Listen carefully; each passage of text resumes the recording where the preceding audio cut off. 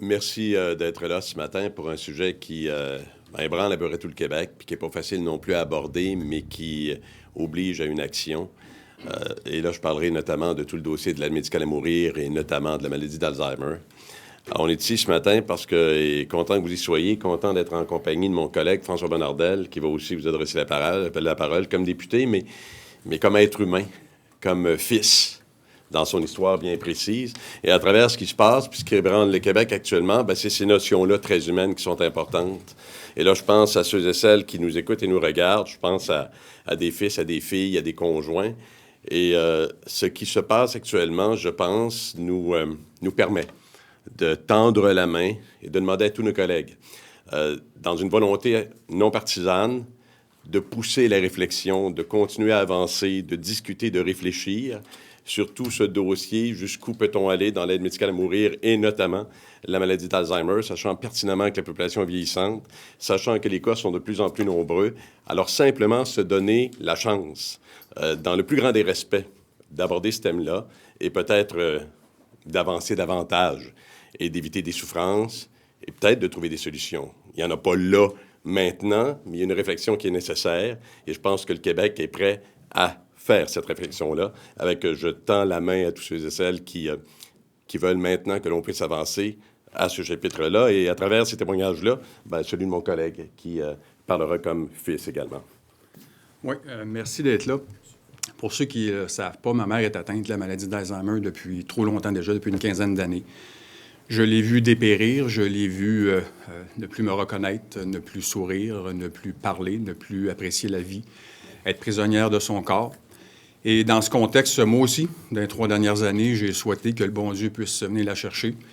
J'ai vu l'aide médicale à mourir, ce débat que la société a fait, et où on a un peu oublié ceux qui sont atteints de cette maladie. Il y en a près de 140 000 au Québec. Et je souhaite, avec ce qu'on a vu d'un monsieur, d'un mari qui a mis fin à la vie de sa femme, qu'on puisse ouvrir ce débat, se questionner. Ma mère, si elle s'était vue 15 ans plus tard en disant « Mon fils, si je ressemble à ça, et que tu as un mandat d'inaptitude, je fais confiance.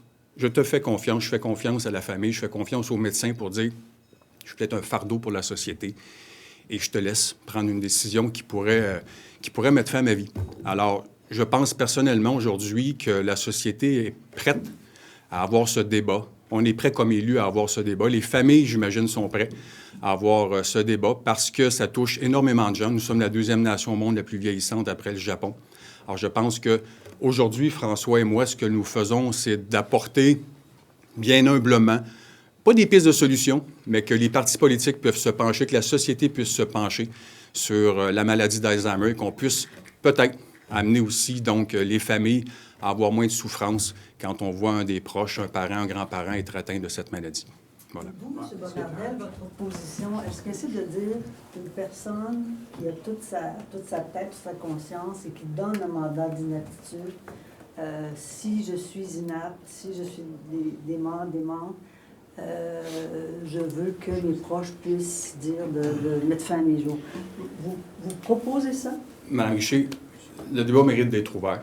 Moi, je suis persuadé que moi, ma maman, si elle s'était vue, comme je l'ai mentionné, dans l'état où elle est aujourd'hui, où elle ne vit plus, elle est prisonnière de son corps, elle ne sourit plus, elle ne me reconnaît plus, elle ne marche plus, elle m'aurait sûrement dit « Tu auras un mandat d'inaptitude pour ma vie un jour. Je te fais confiance. Je fais confiance aux médecins. » Ça, c'est ma propre position. Serez-vous prêt, moi, à faire ça Oui, aujourd'hui? aujourd'hui, oui. Je n'étais pas prêt, voilà, 3 ans. Mais aujourd'hui, je suis prêt. Je prie pour que le bon Dieu vienne la chercher.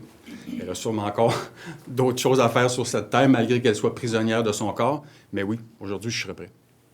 Lorsqu'on a adopté cette loi, certains avaient dit, voilà la base. On est arrivé là par consensus. Certains ont dit, attention, c'est un plancher. Il y a toujours des gens qui vont arriver, qui vont demander des ouvertures de plus en plus grandes. Ça avait suscité de l'inquiétude. Est-ce que vous ne craignez pas que petit à petit, on parle des cas d'Alzheimer aujourd'hui, mais on ouvre, et qu'on en arrive à ces inquiétudes-là qu'avaient exprimées plusieurs personnes? Bien, écoutez, c'est un dossier extrêmement sensible. Et puis, c'est très légitime de s'inquiéter d'une proposition, d'un avancement qui pourrait en obliger d'autres. Mais je pense que cette réflexion-là est saine. Je pense que si on le fait comme ça a été fait, dans un contexte non partisan, dans une notion de respect, en pensant à ceux et celles qui traversent les épreuves, les fils, les filles. Vous savez, les histoires qu'on me raconte de gens qui accompagnent un conjoint, une conjointe ou des parents qui traversent l'ultime moment d'une maladie comme celle-là. Moi, des gens qui viennent me voir pour me dire, vous savez, puis là, j'entre dans la chambre, puis je quitte, puis il y a des cris, il y a des pleurs, je comprends plus ce qui se passe. Je comprends plus qui est là, qui je suis. Ça oblige ça à dire, ben, je comprends. Alors oui, moi, je vous dis, ça se peut, mais je pense qu'on a le devoir maintenant, eu égard à ce qui se passe, puis l'état de la population générale, d'avancer quand même. Et au cas, on n'avance pas. Oui, ça se peut que des gens disent, ben, vous l'avez fait dans un cas X, est-ce qu'on le fait dans un cas Y? C'était posé pour les enfants, déjà. En tout cas, c'est des sujets dramatiques, là. C'est des sujets dramatiques. Mais à ce moment-ci, ce que l'on dit ce matin, c'est que dans ce cas, c'est ébranlé par ce qui se passe actuellement. Dans ce contexte-là, on a maintenant la possibilité d'ouvrir le débat et de continuer à avancer. Pour le reste, ben, faut la repenser. Faut la repenser. Faut se donner des outils dans la mesure où tous auront été entendus, puis qu'on réussit à trouver des pistes que l'on n'a pas à ce moment-ci, mais qu'on peut trouver. Une commission parlementaire, concrètement, là, ce que vous demandez, allez-vous faire demander à une commission qui a un mandat d'initiative? Concrètement, ce débat-là, on le fait comment? Oui, c'est pas mis de côté. On est à la dernière journée là, avant la relâche pour les 2 prochaines semaines. On souhaite que le gouvernement, que M. Couillard, M. Barrette puissent répondre positivement à ce qu'on fait ce matin, que le Parti québécois, Québec solidaire se disent « Oui, parce que le Québec va être, dans 10-15 ans, ce sera un Québec qui sera vieillissant. Il ne faut pas se le cacher. Et ça va toucher encore plus de monde. Je le disais tantôt, 140 000 personnes. La démence, la maladie d'Alzheimer touche énormément de gens. Alors, je pense humblement aujourd'hui que les parlementaires, la société est prête à entreprendre cet autre débat. La société d'Alzheimer. Bien, toutes les... Êtes-vous appuyé ou parce que écoutez, on comprend votre désarroi, M. Bonardel? Oui, non, mais on est à une étape où on se dit ce débat mérite d'être ouvert. Oui, nécessairement, les sociétés... Est-ce que c'est un débat qui émane de parlementaires ou ce sont des groupes de pression qui sont venus vous voir pour vous dire, écoutez, est-ce que c'est possible pour vous d'avancer ce débat-là? Parce que votre cri du cœur, vous l'avez lâché. Vous l'avez dit il y a à peu près un mois de ça. Il y a des gens qui l'ont entendu. Est-ce que c'est une initiative? Il n'y a personne ne demande vous? Vous êtes supporté par des... Non, mais on veut ouvrir ce débat. Ce matin, on est ici bien humblement comme parlementaire en se disant, je pense qu'on parle au nom de milliers de familles au Québec aujourd'hui qui sont des aidants naturels, qui vivent cette situation, qui se disent, c'est triste de voir mon père, ma mère, mes grands-parents avec cette maladie, cette démence. Et je crois personnellement qu'en 2017, le Québec est prêt à entreprendre ce débat. À l'époque, les libéraux il y avait le tiers des libéraux qui avaient voté contre l'aide médicale à mourir dans le temps. Là. Alors, qu'est-ce qui vous fait croire que, maintenant qu'ils sont... et à l'époque, ils étaient dans l'opposition, si je ne m'abuse. Qu'est-ce qui vous fait croire qu'ils seraient prêts à aller là? Je ne dis pas, M. Lacroix, que ce sera un débat que tout le monde va partager ou tout le monde va avoir la même position. Je pense qu'un vote libre, comme on l'avait eu, souvenez-vous, il y avait un vote libre sur l'aide médicale à mourir. Vous m'avez posé, Mme Richer, la question. Je vous donne humblement ma réponse. Moi, je suis prêt comme fils aujourd'hui. J'aurais été prêt. Je serais prêt aujourd'hui à ce que ma mère... Bon, c'est difficile à dire, là, mais... Est-ce qu'il y a un pays qui vous sert d'exemple? Vous savez, ce matin, là, la démarche, elle est éminemment humaine. Et puis, pour ça, je suis content que François soit là, mais François n'est pas le seul. Là. Je veux dire, il y en a beaucoup là, qui traversent des épreuves comme celle-ci. On parlait de la société Alzheimer, ils seront invités. Hein. Je veux dire, le débat, c'est un questionnement. Je pense qu'on est à cette étape-là. Ce que ça va donner, puis où ça va mener, je ne peux pas vous le dire. Je n'ai pas cette prétention-là. Je peux seulement vous dire qu'il y a des gens qui souhaiteraient en parler, que c'est des choses qui nous sont rapportées, que chaque fois que ça nous est rapporté, c'est extrêmement déchirant et que ce qui se passe actuellement fait énormément réagir. On a une opportunité de discuter ensemble pour que les choses puissent avancer. Puis ça prendra la forme que ça prendra sans volonté d'aboutir à quelque chose de précis. Je ne peux pas vous le dire là. Si on ouvre la porte à l'Alzheimer, après ça, la notion de fin de vie, c'est ça qui risque d'être difficile à... Et je vous dis pas que l'exercice est facile, puis je vous dis pas que vous avez tort. Je vous dis qu'au terme de ces discussions-là, parce qu'elles sont obligées, là, je veux dire, vous savez, je vois mon collègue, puis je trouve ça touchant. Puis je sais qu'il y a des gens qui vivent ça aussi, autres que François, parce que moi, j'ai vu un monsieur qui me semblait tellement fort à la porte d'un établissement, puis qui me dit, alors que j'ai l'impression que c'est le gars le plus solide du monde à 75 ans, puis qui me dit, tous les jours, je vais au cimetière en taxi, voir la tombe de mon épouse, puis il me raconte qu'elle est partie dans des circonstances comme celle-là, puis là, tout ce qu'il souhaite, c'est mourir parce qu'il n'a pas compris le départ de sa conjointe. Il y en a des milliers d'histoires comme celle-là. Je dis, ce qui se passe maintenant, on nous donne l'occasion, en serrant les coudes, puis en écoutant tout ce qui a à être dit, d'aborder, d'avancer. Ça va mener où? Il n'y a pas de pays comme ça se fait aux Pays-Bas, peut-être? Honnêtement, très honnêtement, je ne peux même pas vous le dire, Mme Richer. Je ne suis même pas allé voir, je n'ai même pas tenté de savoir qu'est-ce qui se fait, puis est-ce qu'on se colle à quelqu'un ou pas. Je dis simplement qu'à ce moment-ci, on a l'occasion de le faire, puis trouvons la forme, puis invitons tous ceux et celles qui sont partie prenante à ce questionnement-là, d'exposer leur point de vue, pour faire en sorte qu'on puisse ensemble évoluer.